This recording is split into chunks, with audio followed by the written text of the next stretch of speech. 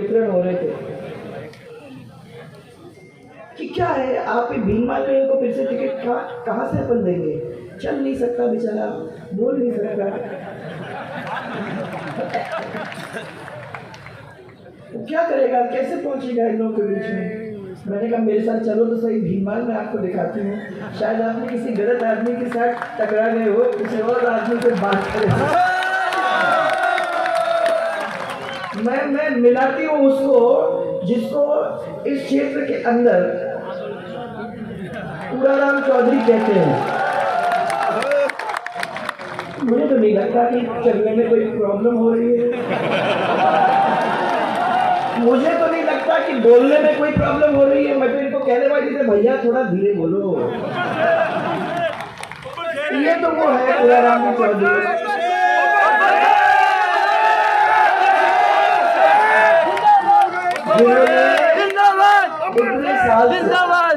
इतने साल से आपको दोनों जन ने एक दूसरे का साथ दिया है। जब भी मैं आती हूँ यहाँ, मुझे मालूम है कि ये क्षेत्र वो क्षेत्र है जहाँ पूराराम जी और आप लोग मिलकर के काम करते हो। और मुझे ये भी मालूम है कि कैसे भी आप कह रहे हो कि चल नहीं सकता, बोल नहीं सकता, परंतु अपने क्षेत्र के लिए जरूर लड़ तो सकता है, और लड़ने में उससे कोई कमी छोड़ी नहीं है। मैं जब वहाँ आई थी, मैंने सोचा था, जब मुख्यमंत्री थी, मैंने सोचा था कि भीममाल से मुझे कुछ करने की जरूरत नहीं पड़ेगी, परंतु मैंने देखा कि भीममाल के अंदर सबसे ज्यादा अगर किसी ने हंगामा मचाने का काम किया है तो वो इस विधानसभा के क्षेत्र किया है। तो जब कोई मेरे पास आके बोला, मैंने कहा गलती हो गई भाइयों, मुझे लगता है कि वो जो आदमी जिससे आप मिले वो आदमी नहीं है जिसके लिए हम टिकट मांग रहे हैं, परंतु जो आदमी मजबूत है, जो आदमी आपके लिए खड़ा हो जाता है, जो आदमी जोरदार तरीके से और मजबूती के साथ आपकी लड़ाई लड़ सकता है, भैया ऐसे आदमी की हम लोगों को जरूरत है कि नहीं है? और मुझे खुशी है आज आप लोगों के बीच में आने का मुझे मौका मिला, क्योंकि मेरे को खुद आंखों से ये देखने को मिला कि आप लोगों के बीच का बंधन जो है वो अटूट है, अच्छा है, और वो हम लोगों को 25 तारीख को जिता के छोड़ेगा। यह विश्वास के साथ मैं आप लोगों के बीच में आया। देखो अभी बहुत बड़ा त्योहार निकल के गया, दिवाली आप लोग सबने मिलके मनाई, खुशियां, और मैं तो कहती हूँ भगवान से मैं प्रार्थना करती हूँ कि लक्ष्मी आपके घर में आएगी। वैसे यहाँ कहने की जरूरत तो है नहीं, क्योंकि लक्ष्मी तो पूरे जगह के अंदर घूम के गई है, वो मैं कई सालों से देख रही हूँ। इसलिए मैं कह रही हूँ कि लक्ष्मी जी का तो बहुत मैंने यहाँ प्रेम है, वो आती रहती है टाइम से, तो इसीलिए मुझे ज्यादा चिंता नहीं है, परंतु कहना पड़ता है दिवाली के टाइम में लक्ष्मी आपके घर आए और आपको सबको खुशहाल बनाए और तरक्की के रास्ते पे ले जाए, जिस तरक्की के रास्ते पे ऑलरेडी आप लोग चल चुके हो। पर मैं पीले चावल लेके आई हूँ जो मैं अभी आप लोग सबके पास छोड़ रही हूँ। वो पीले चावल है मेरे 25 तारीख के बहुत बड़े त्योहार के लिए, जो साल में मैंने 5 साल में एक दफा आता है। उस त्योहार के अंदर आप सबकी उपस्थिति होनी चाहिए। ये पीले चावल इसलिए बांटने मैं खुद और आप लोग सबसे खुद मिलने के लिए मैं यहाँ आई। ये अपना परिवार है, हम आपके साथ प्यार एक दूसरे के साथ बांट सकते हैं, हम एक दूसरे को डांट भी सकते हैं, हम आदमी है तो हो सकता है कि गलतियां भी होती हैं, परंतु जब परिवार है तो उस परिवार में कौन सा ऐसा है जो कभी न कभी छोटी मोटी गलती तो कर ही बैठता है। और इसीलिए आज मैं कहना चाहती हूँ कि सब गलतियों को माफ करके, सब पूरे समाजों को एक साथ लेकर चल के हम लोग एक आवाज में जब चल पड़ेंगे तो अपने क्षेत्र की तरक्की तो वैसे ही कर लेंगे, किसी चीज की चिंता करने की जरूरत ही नहीं। और फिर इतने बड़े बड़े मंदिर जो अपने हैं उनका सबका आशीर्वाद तो है ही है।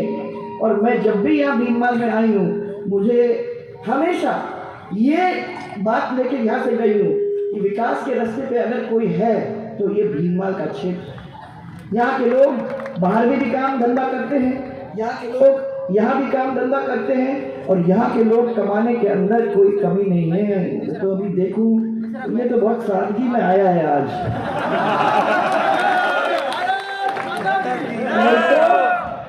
इधर से देखोगी तो अच्छे बड़े बड़े मोटे मोटे सोने की चेन, 10 की 10 उंगलियों के अंदर सोने की अंगूठियां, ये सब अपने को देने को मिलती है। तो लक्ष्मी तो आके गई है यहाँ से। क्या है बीजेपी और कांग्रेस का फर्क, आप लोगों को अच्छी तरह से मालूम होना चाहिए।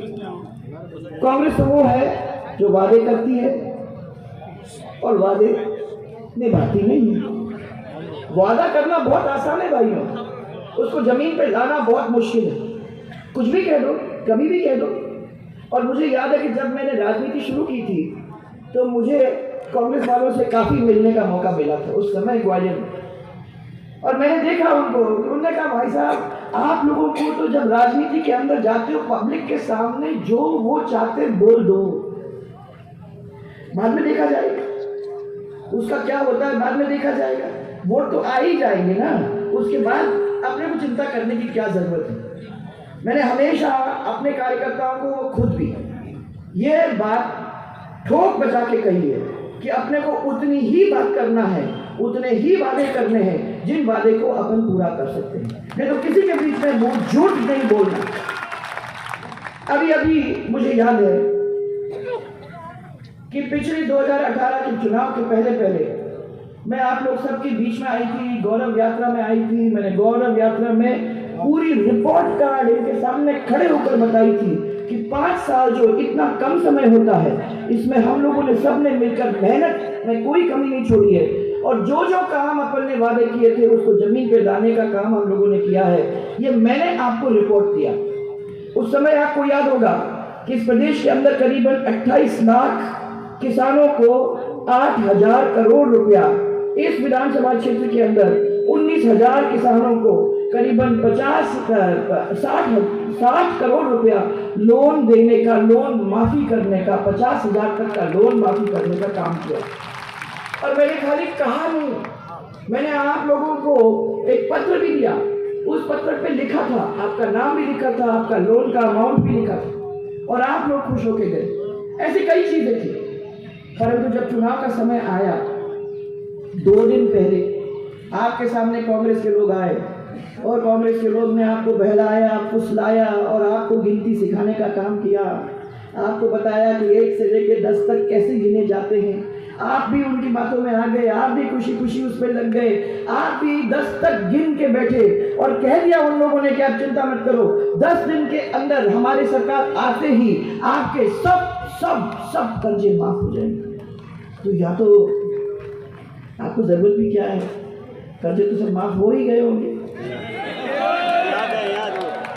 अरे वहां से शुरू हो रही है। चुनाव के 10 दिन बाद, चुनाव के 10 दिन बाद 19,000 किसानों की जमीन कुड़क हो गई है और करीबन 350 किसान आत्महत्या कर बैठे हैं, परंतु किसी के कान में जू नहीं रेंग रही। सब खुश, क्योंकि वादे तो करना ही है। उस समय वादा और आपको किया कि चिंता मत करो, जो लोग बेरोजगार हैं उनको बेरोजगारी का भत्ता तो हम देंगे ही देंगे, साथ में 2 साल के लिए, और साथ में हम उन लोगों को नौकरी देने का काम करेंगे। अरे भाइयों, क्या हुआ उसका? 19 बार पेपर लीक की परीक्षा में बेचारे पढ़ के थक के रह गए। कोई भी पद अभी तक भरा नहीं है। मैंने 5 साल में गहलोत सरकार ने 137,000 सरकारी नौकरियां दी, ये कहते हैं, परंतु सच्चाई तो यह है कि उसमें से 120,000 भर्तियां हमारी थी, क्योंकि हमने सब तैयारी करके, परीक्षाएं करके, सब कुछ तैयार करके छोड़ के गए थे। बस उनको खाली उनको पोस्ट देने की जरूरत थी और दस्तखत उसके ऊपर करने की जरूरत थी। वो आप मत करिए। और अगर आप फिर देखोगे तो 17,000 नौकरियों से ज्यादा, 20,000 नौकरी से ज्यादा इन्होंने नौकरियां नहीं दी हैं, क्योंकि सरकारी नौकरी की परीक्षा करनी पड़ती है। और पेपर लीक इतने बार हुए हैं कि उन पेपर लीक की वजह से किसी को भी नौकरी नहीं मिली। तो नौकरी नहीं मिली तो बेरोजगारी का भत्ता क्यों? तो सबको कह दिया हाँ बेरोजगारी का भत्ता देंगे। है कोई यहाँ जिसको बेरोजगारी का भत्ता मिला? अरे होगा कोई एक इधर उधर छिपा होगा, नहीं है ना? तो एक भी आदमी को बेरोजगारी का भत्ता नहीं मिला। हमारे समय में हम लोगों ने बेरोजगारी का भत्ता उन बच्चों को दिया जो पास होके अपनी परीक्षा की तैयारी कर रहे थे। हमने कहा कि जब ये काम कर लेंगे, जब इनको नौकरी मिल जाएगी 2 साल के अंदर, तो हम बेरोजगारी का भत्ता खत्म कर देंगे, पर इनके माँ बाप के ऊपर ये बोझ नहीं बने, ऐसी परिस्थिति बनाने के लिए हमने बेरोजगारी का भत्ता लोगों को दिया है। हमारे टाइम के अंदर मुझे खुशी है आपको बताते हुए 15 लाख सरकारी और गैर सरकारी नौकरी देने का काम किया, और मैंने वो हिसाब किताब हर डिस्ट्रिक्ट के अंदर, जब मैं आपके बीच में आई, मैंने हर डिस्ट्रिक्ट के अंदर वो हिसाब किताब दिया। 24 घंटे की बिजली तो मिल ही रही होगी, ये तो बहुत खुशी से आपको बता ही रहे थे। पीने का पानी 10 दिन में एक बार आता है। अभी क्या है, जनरेटर चल रहा है क्या? जनरेटर चल रहा है। तो पानी कैसे पीते हो मुझे नहीं मालूम, परंतु मैं ये आपको कह सकती हूँ कि अपने टाइम में अपन ने 22 घंटे बिजली दी। कहा था सरकार महिलाओं के लिए जो सिंगल फेज की बिजली थी, बताओ सबको 22 घंटे बिजली मिली कि नहीं मिली उस समय? उस समय हमारे टाइम में 22 घंटे आपको बिजली दी थी, और वो इसलिए दी कि हमारी जो महिलाएं हैं वो पहली दफा राजस्थान के इतिहास में वो बिजली देने का काम हम लोगों ने किया था। और वो इसलिए किया था कि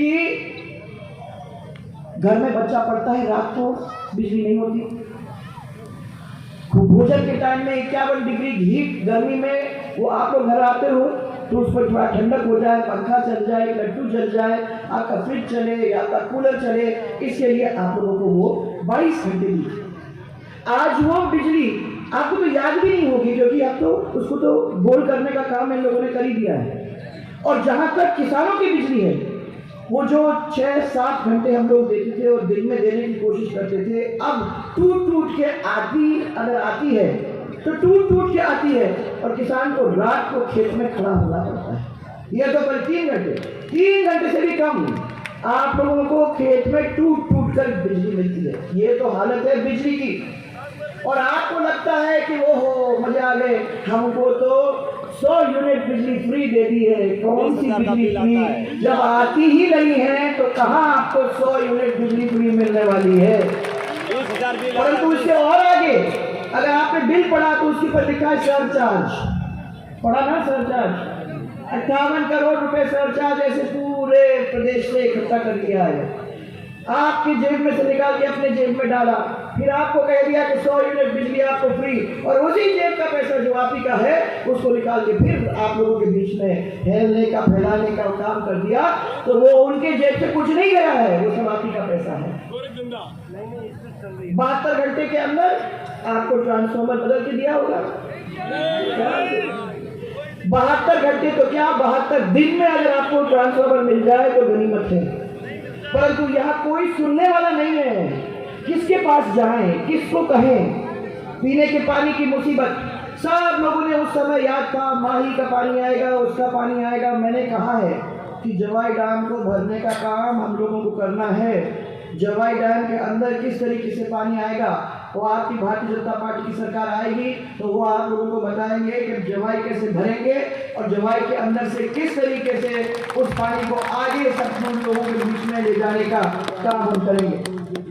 और मैंने उस समय 6000 करोड़ रुपया भी अलग रखा हुआ था, परंतु उसको इस्तेमाल करने का काम इन लोगों ने नहीं किया। ये तो वो बात आज मैं आपको कहना चाहती हूँ कि इन महिलाओं की वजह से हम लोगों ने भामाशाह योजना चालू की, कार्ड बनाया, कार्ड के अंदर सब पैसे डाले ताकि इधर उधर पैसे न जाएं, और उस पैसे को सही तरीके से परिवार वाले इस्तेमाल कर सके और महिला का सम्मान हो सके, इसके लिए वो कार्ड बनाया। उस कार्ड के साथ हमने भामाशाह स्वास्थ्य बीमा योजना जोड़ा। आज उसको चिरंजीव के नाम से पुकारा जाता है। हमने कहा था कि 30,000 रुपए से 3 लाख तक, इसमें सरकारी अस्पताल, इसमें प्राइवेट अस्पताल सब जुड़ने को तैयार थे। आज प्राइवेट अस्पताल के लोग कहते हैं कि हम तो बिल्कुल जुड़ेंगे नहीं, और इन्होंने आपको बहलाने के लिए, फुसलाने के लिए फिर शुरू कर दिया है। अरे 3 लाख, पहले फिर 5 लाख, फिर उसको 10 लाख, फिर उसको 25 लाख, और अभी चुनाव के पहले 50 लाख। सच्चाई तो क्या है भाइयों? किसके ऊपर 50 लाख खर्च होते हैं आपको भी अच्छी तरह से मालूम है। औसतन 12-13 हजार से लेके 20,000 एक आदमी के ऊपर खर्च हो गए तो बहुत बड़ी बात है। मैं इसलिए आप लोगों को कहना चाहती हूँ कि ना हमको 50 की जरूरत थी, ना 25 की जरूरत थी, ना 10 की जरूरत थी। हाँ, 5 लाख तक चला जाता तो और फायदा हो जाता, परंतु 30,000 से 5 लाख तक भी हमको मिल जाता और दोनों प्राइवेट और सरकारी अस्पताल एक साथ हो जाते, सही तरीके से उनका पेमेंट हो जाता और व्यवस्थित तरीके से इसको पहुंचाने का काम होता, तो आज आप लोगों को परिवार के अंदर कोई चिंता नहीं होती।